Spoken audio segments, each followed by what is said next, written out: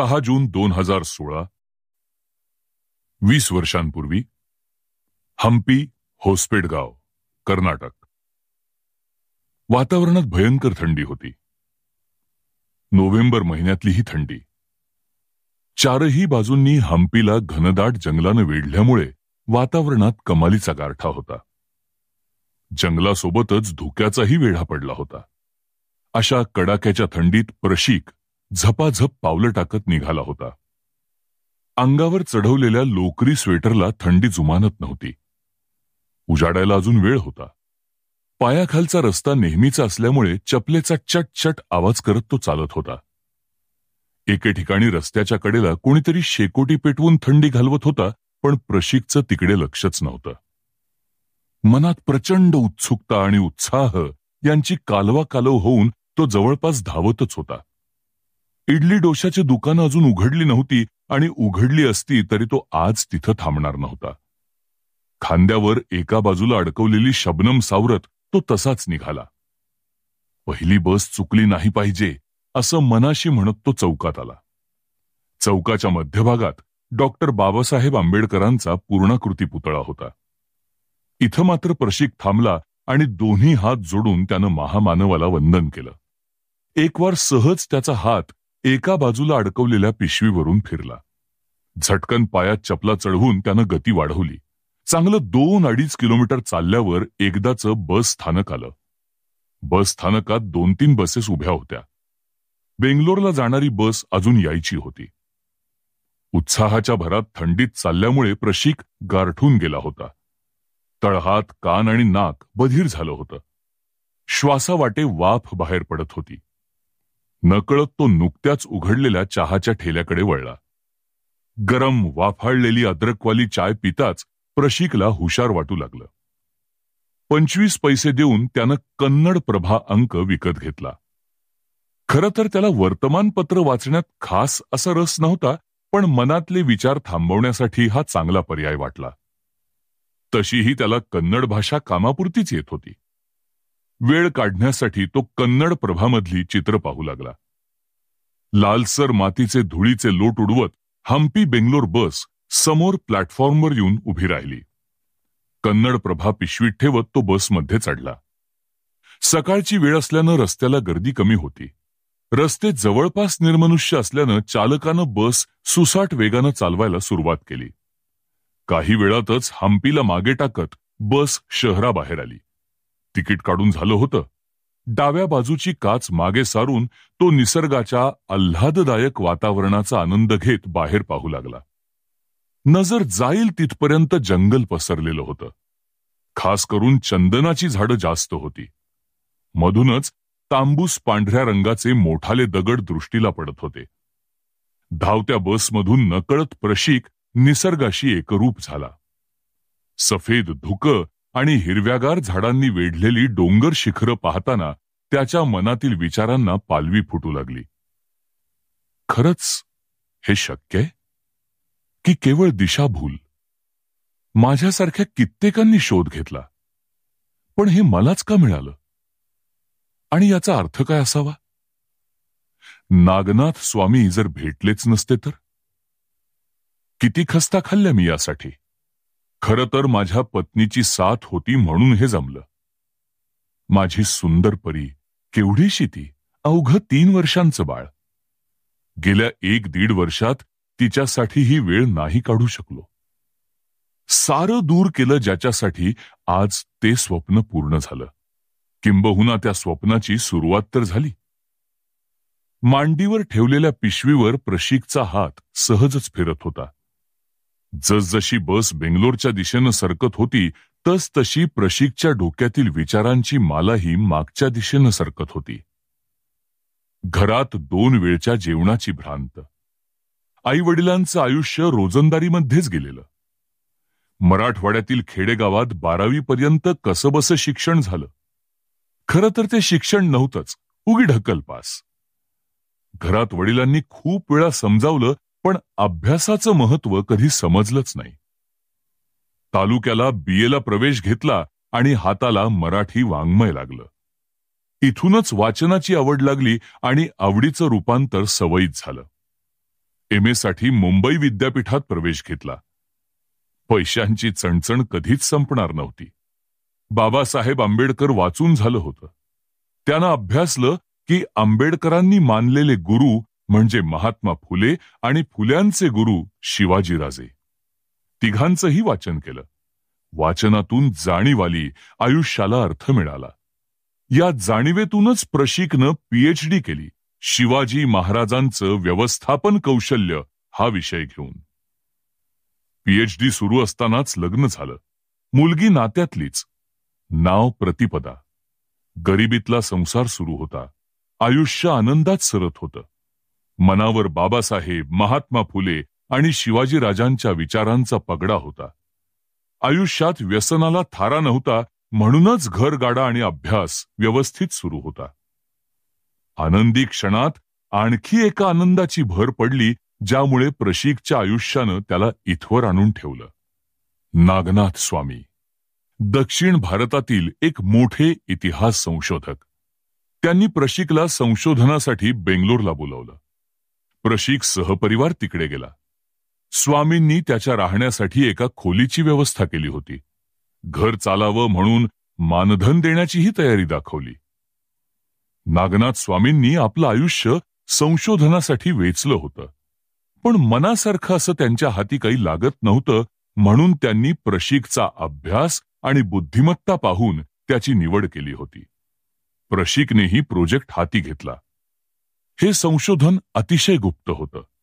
तब्बल 1.5 वर्ष प्रशिकच्या बेंगलोर ते हम्पी अशा किती फेऱ्या झाल्या असतील ते त्यालाच माहीत. हम्पीच्या भग्न अवशेषांमध्ये दिवसेंदिवस फिरणं, लिखाण, वाचन करणं या 1.5 वर्ष गेलं. गणेश मंदिर, विठ्ठल मंदिर, विरूपाक्षी मंदिर अशी कितीतरी मंदिरं, तुटलेले दगड, फुटलेले राजवाडे, शिलालेख या साऱ्यांचा त्यानं अभ्यास केला.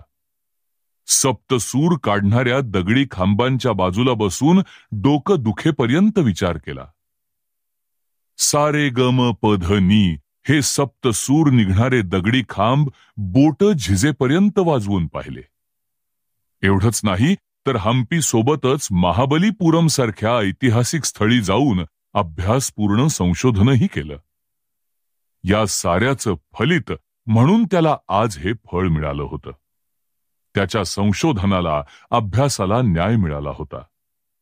प्रशिकला नागनाथ स्वामींच्या चेहऱ्यावरचा आनंद पाहायचा होता.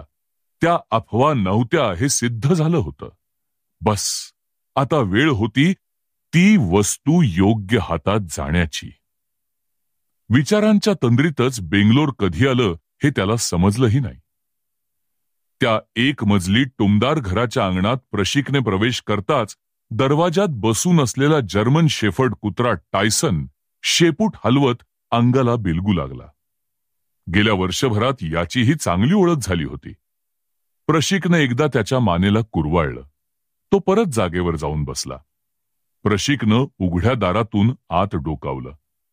प्राध्यापक नागनाथ स्वामी डोळ्यांना जाड भिंगाचा चष्मा लावून कन्नड प्रभा वाचत बसले होते. आराम खुर्ची हलकेच मागे पुढे होत होती. प्रशिकला पाहताच त्यांच्या डोळ्यात वेगळंच तेज आलं.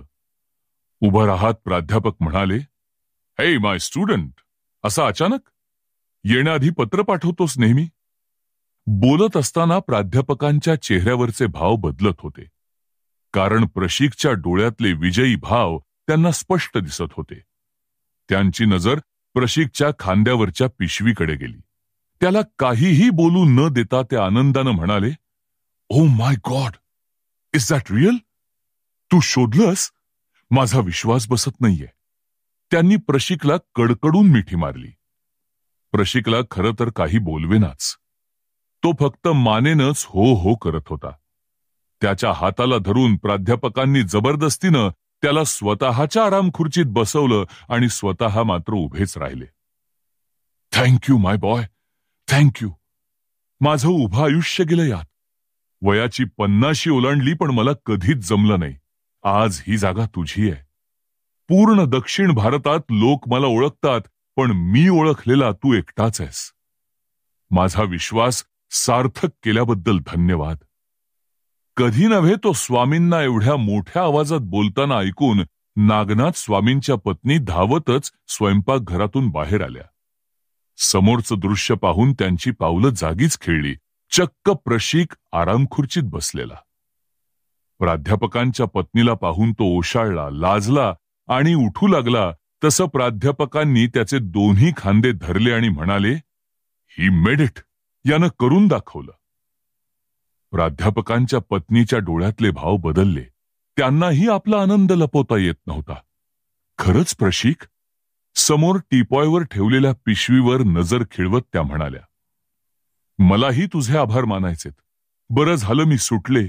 केवळ याच गोष्टीच्या ध्यासापायी यांची 15 वर्ष खर्ची गेली. आता म्हातारपणात तरी यांचं संसारात लक्ष लागेल." यावर मिश्किल प्राध्यापक म्हणाले, "अगं, आता यातून सुटका नाही. आता तर कुठे सुरुवात झालीये. प्रशिक, आपल्याला ताबडतोब निघायचंय. कुणीही कुठेही जाणार नाही. तो थकून आलाय. मी चहा घेऊन येते. नंतर कुठे जायचंय तिथं जा." खुर्चीतून अर्धवट उठलेल्या प्रशिकला परत खुर्चीत बसावं लागलं. प्राध्यापक स्वामी आणि त्यांच्या पत्नीच्या वयात जवळपास 20 वर्षांचं अंतर होतं. खरं तर ही त्यांची दुसरी पत्नी.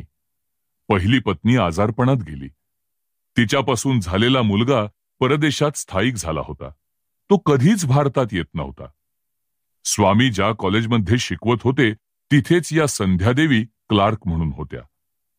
अकाली वैधव्य आल्यामुळे त्याही एकट्याच होत्या. नकळत दोघंही एकत्र आले. आज प्राध्यापक 60तले आणि पत्नी 40च्या आसपास. पण त्यांच्या आयुष्यात वयाची गणितं कधीच गळून पडली होती. स्वामींनी पिशवीतली ती वस्तू शांतपणे न्याहाळून पाहिली आणि मोठ्या समाधानाने परत ठेवून दिली. चहा येईपर्यंत त्यांनी एक फोन केला. चहा घेऊन झाला आणि दोघंही जाण्यास निघाले. इतक्यात संध्यादेवी पिशवीकडे पाहत म्हणाल्या, "अहो, ज्या वस्तूसाठी तुम्ही आयुष्यभर माझ्याकडे दुर्लक्ष केलंत, एकदा बघू तर द्या मला माझी सवत." "सॉरी संध्या, हे एक गुपित आहे. माझं सगळंच तुला माहिती आहे. एवढं एक गुपित मात्र विचारू नकोस." असं म्हणत पायात शूज चढवून ते तडक गाडीकडे निघाले.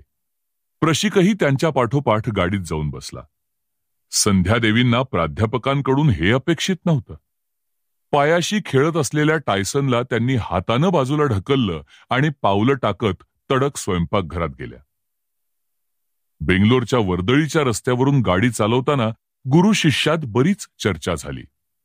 बोलत बोलत ते दगडी बांधकाम असलेल्या एका जुन्या घरामध्ये गेले. त्या घराचे मालक एक सरकारी वकील होते. प्राध्यापक नागनाथ स्वामी, प्रशिक आणि ते वकील यांच्यात जास्त काही चर्चा झाली नाही. अगदी 10 मिनिटातच बोलणं संपलं. प्रशिक जवळची ती वस्तू स्वामींनी वकिलांच्या हातात दिली. आपल्या जाड भिंगाच्या चष्म्यातून सरकारी वकिलांकडे भेदक नजरेनं पाहत त्यांचा हात हातात घेत प्राध्यापक म्हणाले, "ही तुमची संपत्ती. तुमची अमानत तुम्हाला सुपूर्द करतोय. सांभाळा जीवापाड. मी खऱ्या अर्थानं मुक्त झालो आता. धन्यवाद." सरकारी वकील एवढंच बोलू शकले. आभार मानण्यासाठी जोडलेले त्यांचे हात थरथरत होते. प्रशिक आणि प्राध्यापक आपल्या गाडीनं परत निघाले. प्राध्यापक प्रशिकला म्हणाले, "आज तू मुक्त आहेस. माझी तुझ्यावरची सर्व बंधनं संपली. आता तू माझा विद्यार्थी नसून माझ्या तोलामोलाचा आहेस." प्राध्यापकांचं बोलणं ऐकून प्रशिकला अवघडल्यासारखं वाटत होतं. ते पुढे म्हणाले, "मला माहितीये तुला वेगळं वाटत असेल. माझ्या संपत्तीला कोणी वारस नाही. माझा मुलगा भारतात येत नाही. त्यामुळं मी आजवर जे कमावलंय ते सर्व आता तुझंय. कृपया नाही म्हणू नकोस." स्वामी घरासमोर गाडी पार्क करत बोलले. प्रशिक शांतच होता. तो म्हणाला, "मी माझ्या पत्नीला आणि मुलीला भेटून येतो." प्रशिकचं घर तिथून तासाभराच्या अंतरावर होतं. स्वामी म्हणाले, "मी सोडतो." यावर प्रशिकनं बसनं जात असल्याचं सांगितलं. "ठीक आहे, जाऊन ये. आपल्याला अजून बरीच चर्चा करायची आहे. आणि हो, आज रात्री तुला सहपरिवार पार्टी आहे माझ्याकडून." "ठीक आहे, नक्कीच सर, मी येतो संध्याकाळपर्यंत." म्हणत प्रशिक गाडीतून उतरला आणि जवळच असलेल्या बस स्थानकाकडे चालत निघाला.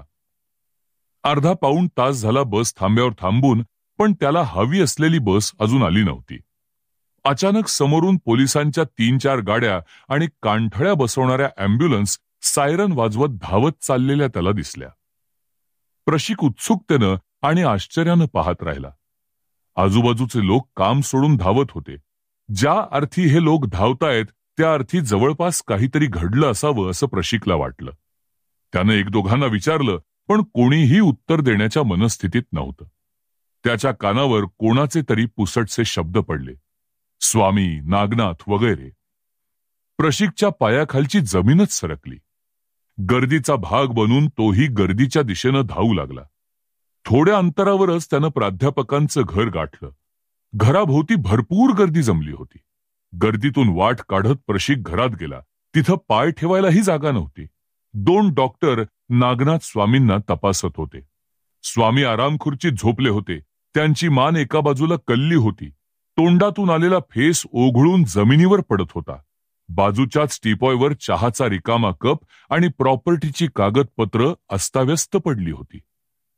जीव जाऊन अर्धा तास झाला असं डॉक्टरांनी पोलिसांना सांगितलं आणि पोलिसांनी पंचनामा सुरू केला.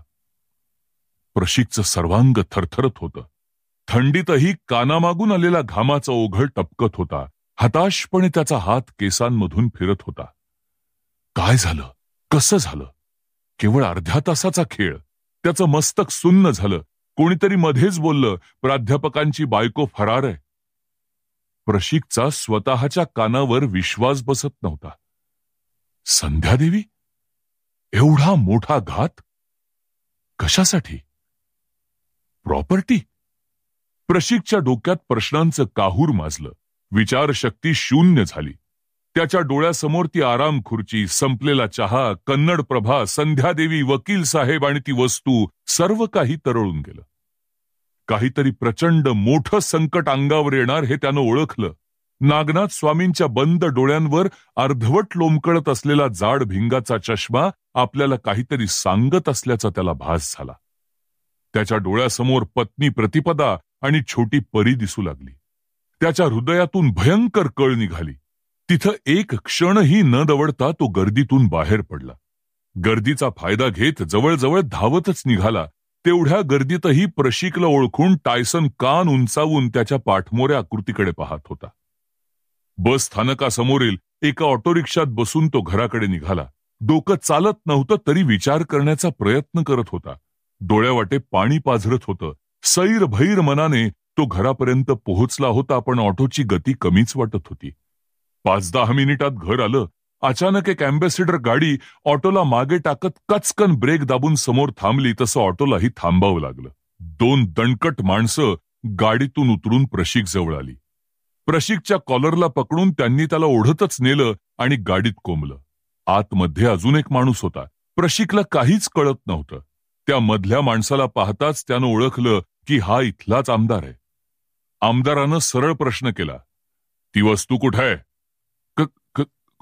कोणती वस्तू? प्रशिकच्या ओठातील शब्द अर्धवटच राहिले. त्या आमदारानं दात ओठ खात त्याच्या तोंडावरच चापट मारली. तू आणि नागनाथ स्वामीनं ती वस्तू कुठे ठेवली आहे?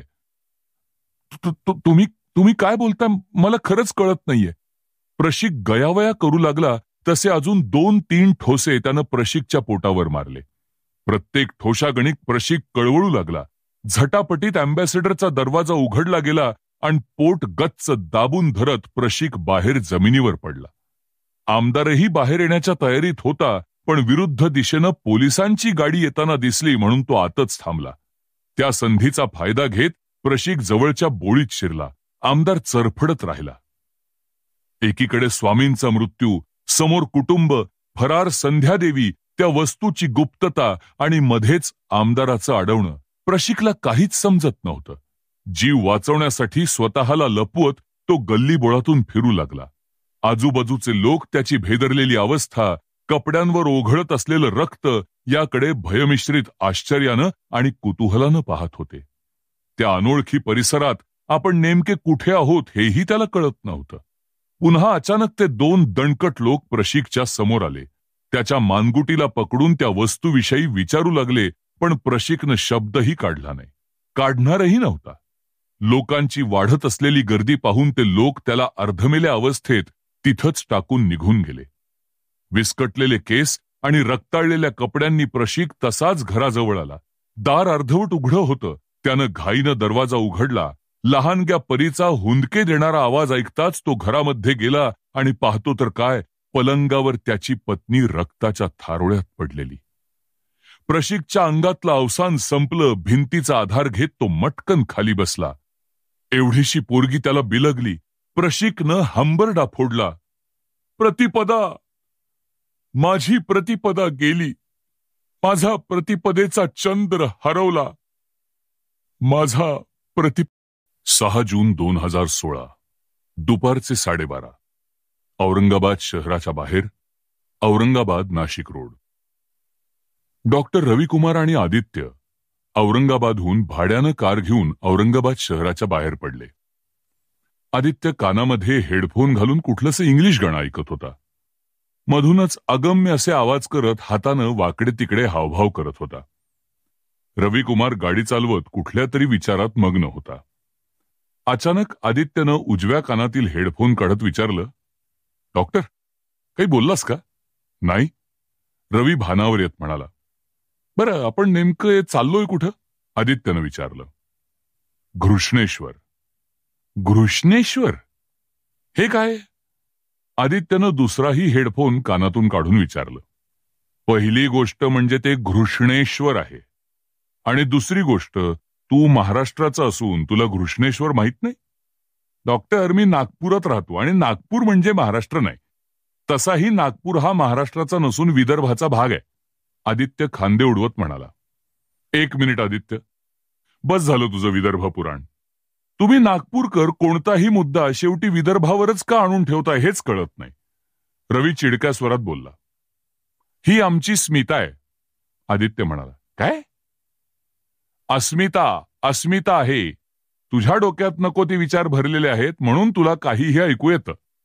कारला ओव्हरटेक करत पुढे जाणाऱ्या एका जोडप्याकडे आधाशीपणे पाहत आदित्य म्हणाला. समजली मला तुझी अस्मिता. आपण जिकडे जातोय ते महादेवाच्या 12 ज्योतिर्लिंगांपैकी एक बरं का? रवी म्हणाला. अच्छा, पण आपण तिकडे का निघालोय? आदित्यच्या डोळ्यात आश्चर्य होतं. अरे का म्हणजे काय, दर्शन घ्यायला निघालोय, रवी म्हणाला. ते न समजायला मी काही खुळा नाही. आणि नास्तिक माणसं कधीपासून देवदर्शन करू लागली डॉक्टर? आदित्यने विचारलं. कोण नास्तिक? तूच, डॉक्टर रविकुमार. कधीही मंदिरात न जाणारा, कधी देवासमोर डोळे मिटून नमस्कार न करणारा, कोणा देवाला कधीही काहीही न मागणारा.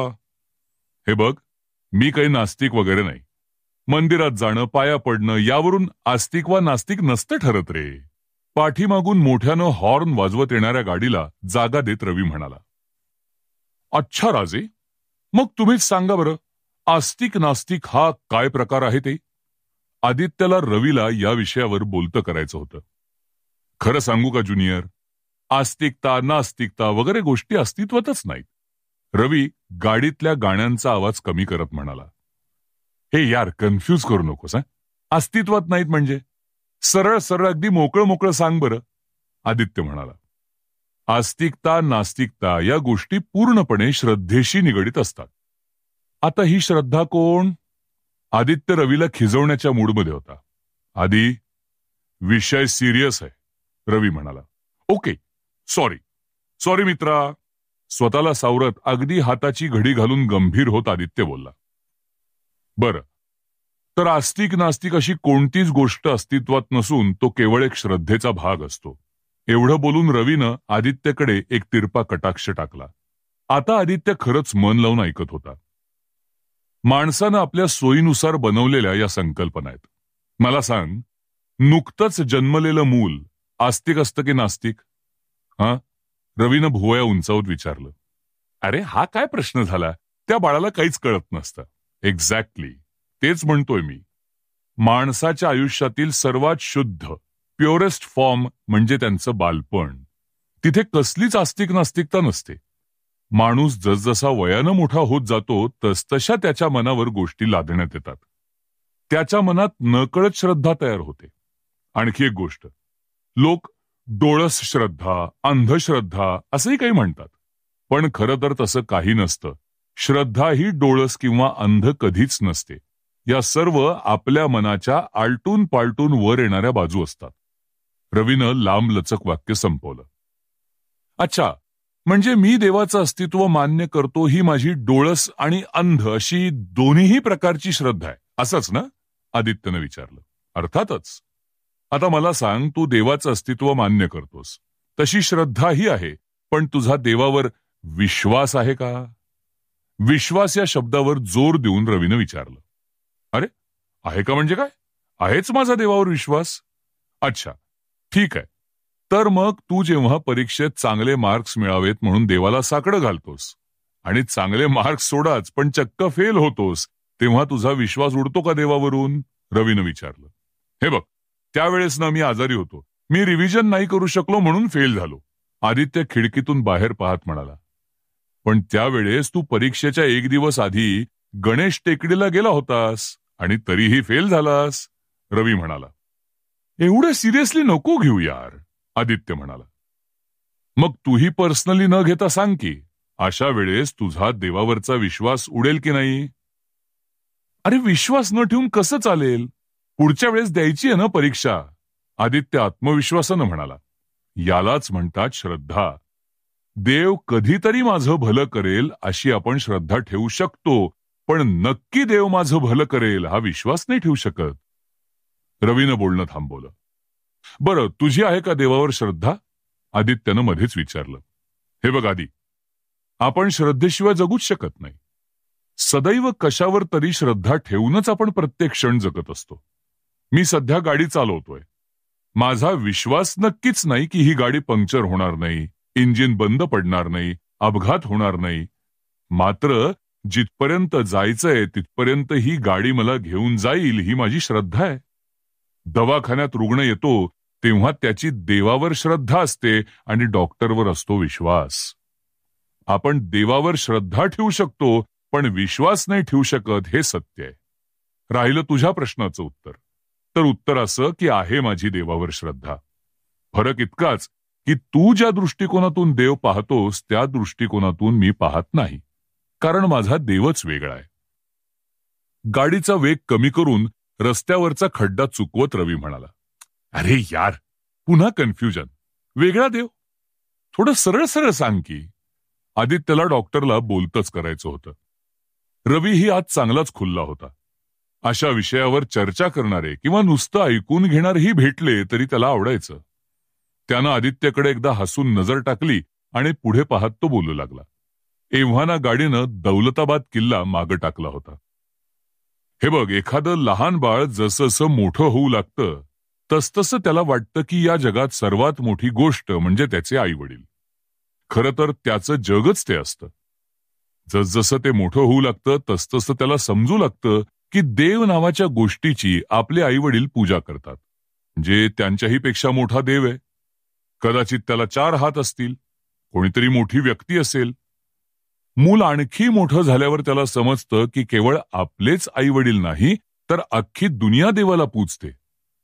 मग त्याला वाटू लागतं देव म्हणजे अशी व्यक्ती, अशी गोष्ट जी या जगापेक्षाही मोठी आहे. समजा एखादी म्हैस आहे आणि तिला जर देव ही संकल्पना माहीत असेल तर तिच्या दृष्टिकोनातून देव म्हणजे एक खूप मोठी म्हैस, कदाचित 4 शिंग असलेली. गाढवालाही तसंच वाटत असावं, देव म्हणजे मोठं गाढव. म्हशीचं उदाहरण ऐकून हसणारा आदित्य गाढवाचं उदाहरण ऐकून जाम टरकला. रविकुमारनं आपलं बोलणं सुरूच ठेवलं. एवढंच नाही तर पाश्चिमात्य देशातील लोक समजतात की देव रंगानं गोरा आहे, पांढरा आहे. इदी अमीन नावाचा आफ्रिकन राष्ट्रपती एकदा म्हणाला होता की देव रंगानं काळा आहे, गोरा नाही. आपला देव तपकिरी आहे. आज हिंदू धर्म सोडला तर जगभरात धर्माचे देव हे पुरुष आहेत. त्यात स्त्रियांना स्थान नाही. भविष्यात जर जगावर स्त्रियांची सत्ता आली तर त्या जाहीर करतील की देव स्त्री आहे. आदीची हसून हसून पुरेवाट झाली. हे असलं नवीनच तो ऐकत होता. हे बघ, प्रत्येकानं आपापल्या परीनं देव बनवला. कोणाचा देव हवेत उडतो, कुणाचा देव पाण्यात पोहतो, कुणाचा देव सुळावर चढतो, तर कोणाचा 3-4 दिवसात पृथ्वी तयार करतो. कोणाचा देव मांस मच्छी खातो. तर कोणाचा देव नुसता भाजीपालाच खातो. कोणाचा देव डोळे मिटून बसतो तर कोणाचा तांडव करतो. कोणत्या देवाला टोपी घातलेली आवडते तर कोणत्या देवाला केस वाढवलेले आवडतात. कोणता देव जमिनीवर सुख देतो तर कोणता देव जन्नतमध्ये आनंद देतो. माणसाला माहीत असलेल्या प्रत्येक रूपात माणसानं देव बनवला. आपल्या कल्पनेच्या ताकदीवर देव घडत गेला. एका वाक्यात सांगतो, देव ही मनावर ठसलेली एक भूमिका आहे जी प्रत्येकाला स्वतःपेक्षा मोठी वाटते. आता राहिला प्रश्न आस्तिक नास्तिकतेचा. तर आस्तिक आणि नास्तिक दोघंही मूर्ख असतात. ज्या गोष्टीबद्दल आपल्याला काहीच माहीत नाही त्या गोष्टीवर विश्वास ठेवणारे आस्तिक आणि ज्या गोष्टीबद्दल आपल्याला काहीच माहीत नाही त्या गोष्टीवर विश्वास न ठेवणारे नास्तिक मूर्खच. प्रत्यक्षात देव कधीच दिसू शकत नाही. आपण देवाला कागदावर रेखाटू शकत नाही. जगभरात केल्या जाणाऱ्या पूजा प्रार्थना हा देवाजवळ जाण्याचा मार्ग नाही. देव तुम्हाला कधीही काहीही देऊ शकत नाही आणि तुमच्याकडून काही काढूनही घेऊ शकत नाही. खरं तर देव ही मिळवण्याची गोष्ट नाहीच, ती अनुभवण्याची गोष्ट आहे. ज्या ठिकाणी कोणतीही गोष्ट तयार होते तिथं तयार करणारा हा असतोच. जिथं निर्माण आहे तिथे निर्माता असतोच. माणूस आपल्या परीनं त्या निर्मात्याला ईश्वर म्हणतो, अल्लाह म्हणतो, ईसा वगैरे म्हणतो. माझा देव वेगळा आहे. आम्हा दोघांमध्ये तिसरा कोणीच येऊ शकत नाही. डोळ्यांना दिसणारा देव निर्माता म्हणजे निसर्ग. ऊन, वारा, थंडी, पाऊस, दगड, नदी, अन्नधान्य, झाडं, डोंगर, फुलं, प्राणी या साऱ्यांचा निर्माता हा निसर्ग. त्याच्यावर माझी श्रद्धा आहे. निसर्गाला निर्माण करणाराही कोणीतरी नक्कीच आहे, पण या एका आयुष्यात फक्त निसर्ग समजून घेतला तरी खूप झालं. कारण सर्व धर्मग्रंथांचं तत्वज्ञान आणि एकट्या निसर्गाचं तत्वज्ञान यात कधीही निसर्गच वरचढ आहे. हा निसर्गरूपी देवच सगळीकडे आहे, अगदी तो तुझ्यामध्येही आहे. रवीची बोलण्यात तंद्री लागली होती.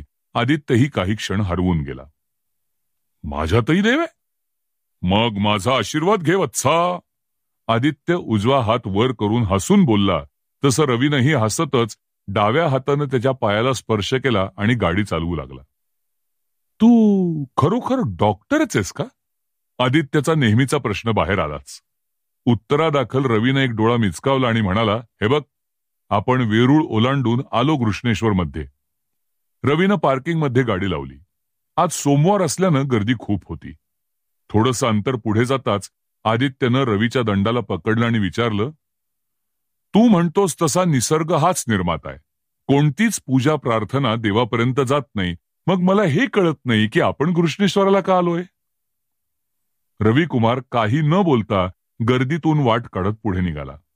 अरे यार, उगाच सस्पेन्स नको बरं ठेवत जाऊस, त्रास होतो नुसता, म्हणत आधीही त्याच्या मागोमाग निघाला. रवी बराच पुढे गेला. गर्दीत आदित्य दिसेना म्हणून त्यानं मागं वळून पाहिलं.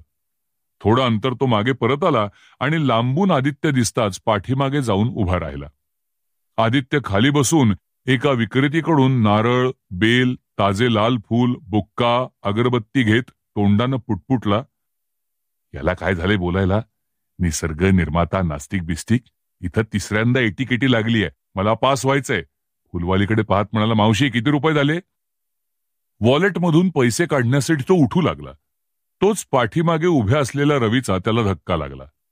चेहऱ्यावरचे भाव न बदलता त्यानं हातातील सामान सोडून दिलं आणि रवीच्या समोर तो चालू लागला. मंदिरासमोर प्रचंड मोठी रांग लागली होती.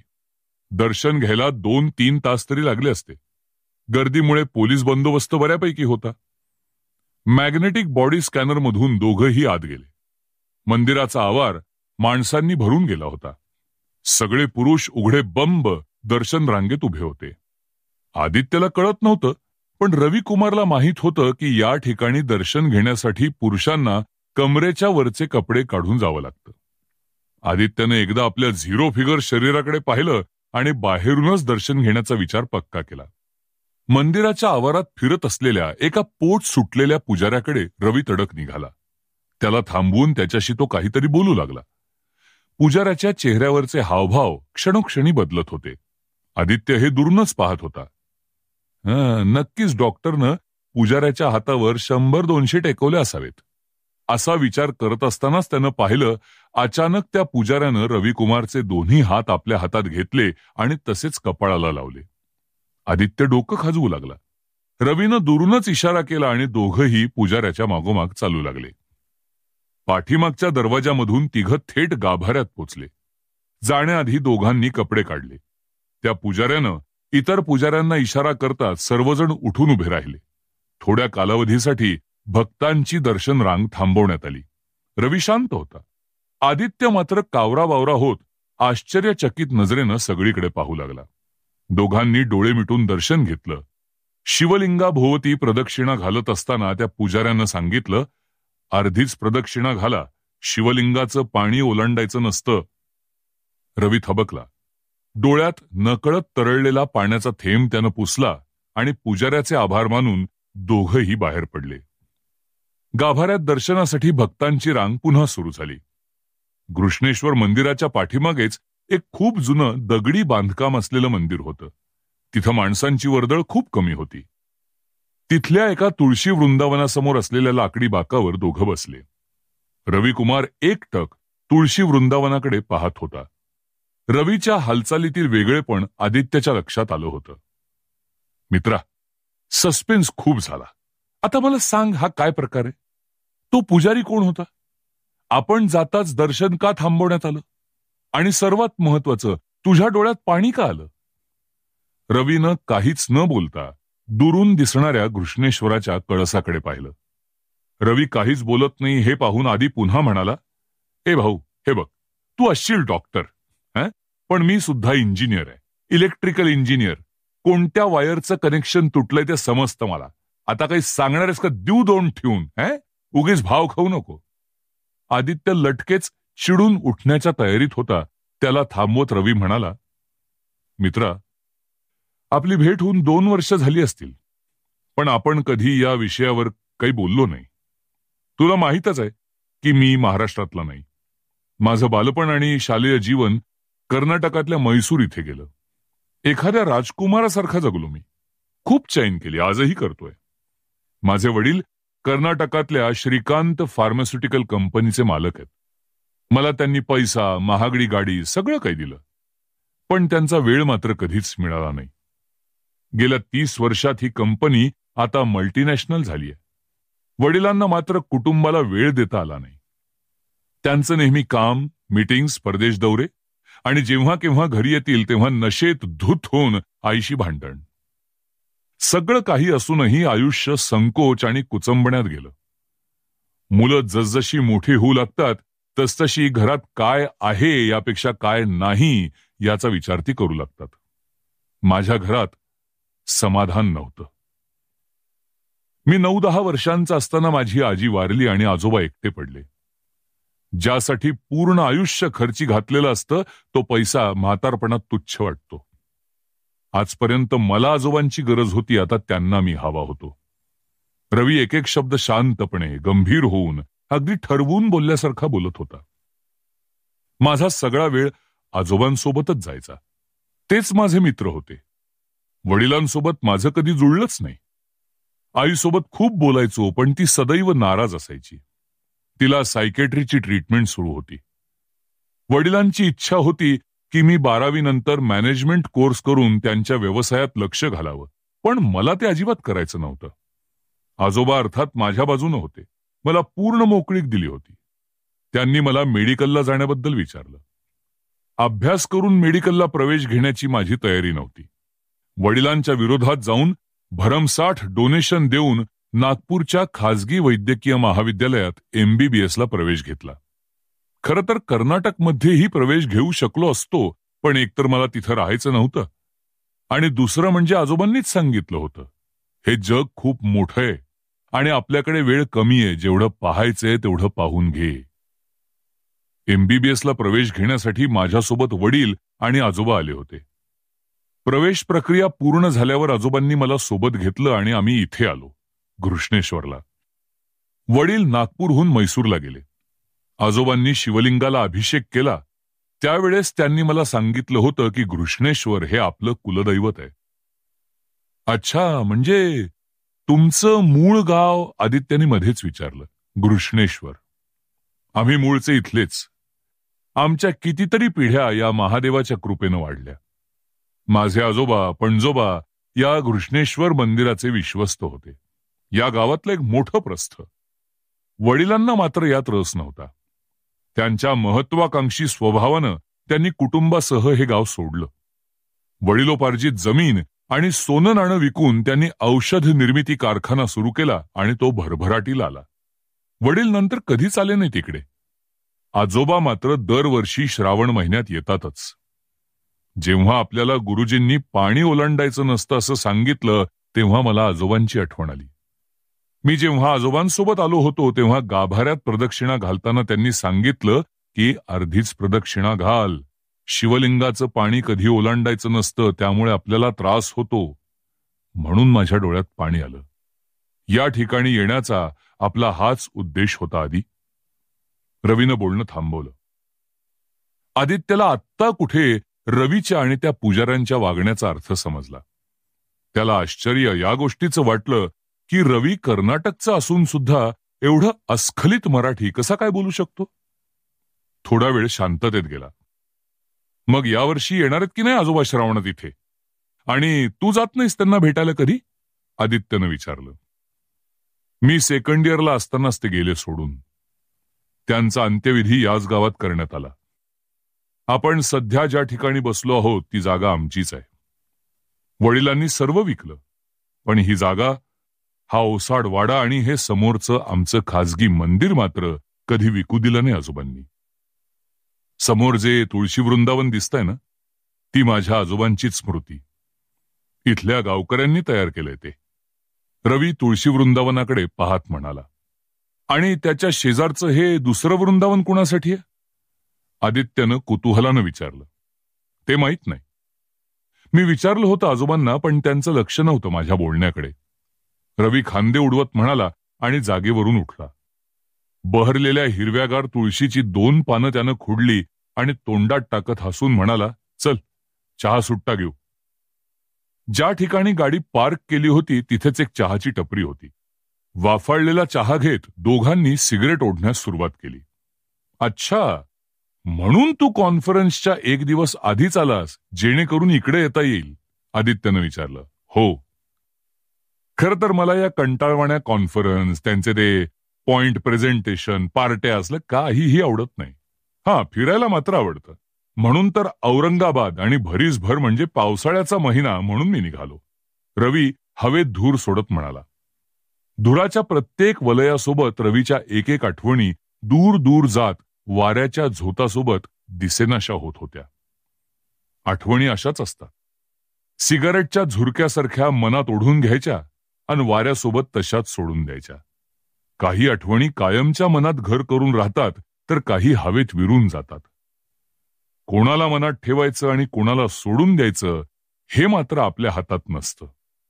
त्या आठवणीमागची भावनिक तीव्रता ते ठरवत असते. आपण फक्त माध्यम व्हायचं. चल, आपल्याला आता वेरूळच्या लेण्या पाहायच्या आहेत, असं रवीनं म्हणताच आदित्यनं कारमधला कॅमेरा घेतला आणि 10 जून 2016 उच्च न्यायालयाचं खंडपीठ, औरंगाबाद. दुपारचे 2:20. आज न्यायाधीश कृष्णकांत दीक्षित खूप अस्वस्थ दिसत होते. गेल्या 3 महिन्यांपासून येणारा तो निनावी फोन आजही आला होता. आज सरळ सरळ जीवे मारण्याची धमकीच दिली गेली होती. दीक्षितांना निवृत्त होण्यासाठी अजून 2 महिने बाकी होते. अशातच त्यांचं घरातलं वागणं बदललं होतं. नेहमी हसतमुख असणारे न्यायाधीश आजकाल चिंताग्रस्त दिसत होते. कसली तरी गूढ चिंता त्यांना भेडसावत होती. येणाऱ्या फोनचा अंदाज येत नव्हता. त्यांच्या अखत्यारीतील महत्वाच्या जवळपास सर्व पेंडिंग केसेस त्यांनी निकालात काढल्या होत्या. औरंगाबादमध्ये न्यायाधीश दीक्षितांचं नाव आदरानं घेतलं जातं. याला कारणही तसंच आहे. औरंगाबादेतील आपल्या गेल्या 10 वर्षांच्या सेवेत त्यांनी कधीही कसूर केली नव्हती. एका हातात तराजू आणि दुसऱ्या हातात सुरी घेऊन त्यांनी न्याय दिला होता. निपक्षपातीपणाची न्यायमूर्तीच ती. अतिरिक्त न्यायाधीशांकडे बाकी राहिलेल्या केसेस सुपूर्द करून ते एखाद दुसऱ्या प्रकरणाचा अभ्यास करत होते. चिंताक्रांत चेहऱ्यानेच ते आज न्यायालयात आले होते. एका महत्वाच्या प्रकरणाची कागदपत्र त्यांनी तपासून पाहिली. मधूनच इतर न्यायाधीश आणि वकील सल्ला घेण्यासाठी येत होते. त्यांनी घरून आणलेलं दुपारचं जेवण घेतलं आणि ऑफिसचा दरवाजा आतून लावून घेत सेवकाला कोणालाही आतमध्ये न पाठवण्याची ताकीद दिली. त्यांनी पुन्हा एकदा दरवाजा लावल्याचं तपासून पाहिलं.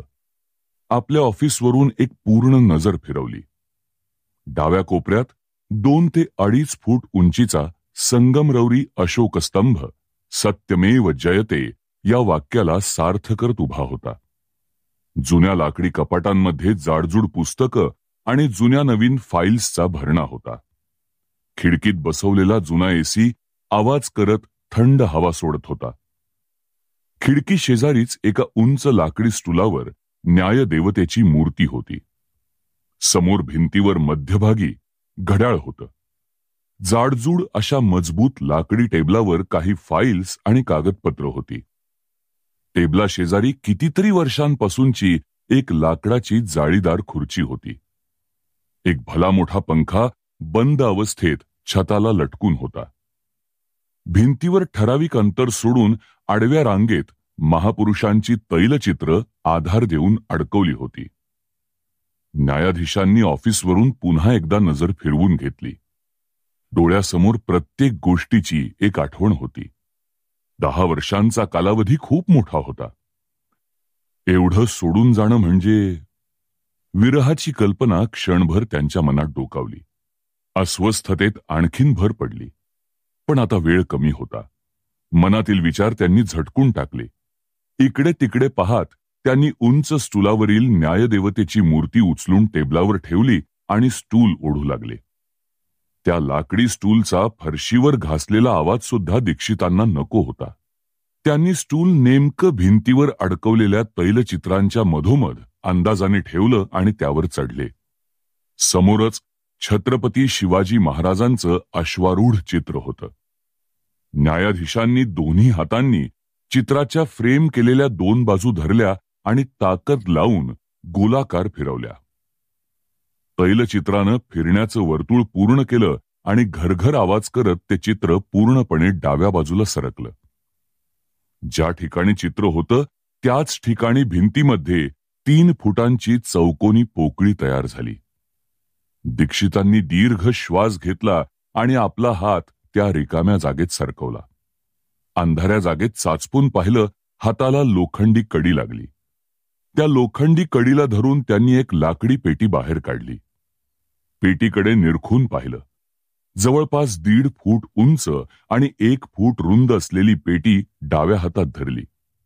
उजव्या हातानं महाराजांचं चित्र त्यांनी आधीच्या विरुद्ध दिशेनं फिरवलं. फिरण्याचं वर्तुळ पूर्ण होताच घरघर आवाज करत ते चित्र पुन्हा होतं त्या ठिकाणी होतं त्या स्थितीत स्थिरावलं. न्यायाधीशांनी समाधानानं महाराजांच्या अश्वारूढ चित्राकडे पाहिलं आणि ते स्टूलावरून खाली उतरले. स्टूल जागेवर नेऊन ठेवलं. त्यावर न्यायदेवतेची मूर्ती ठेवून दिली. ऑफिसवर त्यांनी एकदा नजर टाकली. एका हातात जेवणाचा रिकामा डबा आणि दुसऱ्या हातात ती लाकडी पेटी घेऊन ते बाहेर पडले.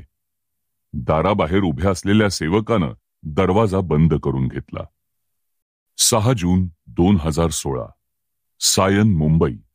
संध्याकाळचे 5. दिवसभर काही विशेष काम नसल्यामुळे तो उगाच टीव्हीवर बातम्या पाहत बसला होता. मुंबईतली दमट हवा त्याच्यासाठी नवीन नव्हती. उघड्या खिडकीतून कधी नव्हे तो थंड हवा आत येत होती. पावसाला कधीही सुरुवात होणार होती. चहाचा एक एक घोट घेत तो मराठी चॅनल्स लावत होता. पुन्हा पुन्हा राज्याभिषेकाच्याच बातम्या होत्या.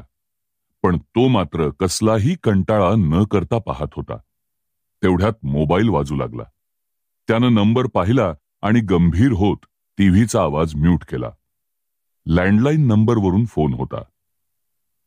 हॅलो, कोण? मी रामचंद्रन बोलतोय. जय महाराष्ट्र सर, तो म्हणाला. जय महाराष्ट्र, तिकडचा आवाज. सर, तयारी कुठपर्यंत आली? किती दिवस असं बसून राहू? त्या गद्दारांचे गळे घोटण्यासाठी माझे हात शिवशिवतायत. त्याचा प्रश्न. धीर धर, धीर धर.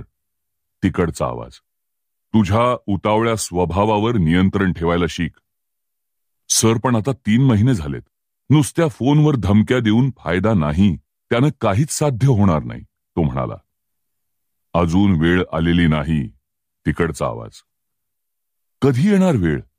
यासाठी काय एवढं प्रशिक्षण घेतलंय? मला सेवेची संधी द्या सर, प्लीज, तो म्हणाला. महाराजांची कृपा आहे आपल्यावर, खास करून तुझ्यावर. हे वाक्य ऐकून त्याची छाती भरून आली. तिकडून गंभीर आवाज येतच होता. भवानी मातेच्या इच्छेनं लवकरच ती संधी येते.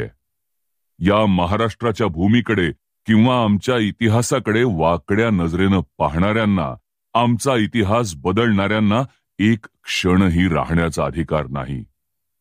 आपण खूप मोठं काम करणार आहोत आणि तू त्यात सर्वात उच्च आहेस. मी वाट पाहतोय सर, तो म्हणाला. जय महाराष्ट्र. तिकडून फोनचा आवाज बंद झाला.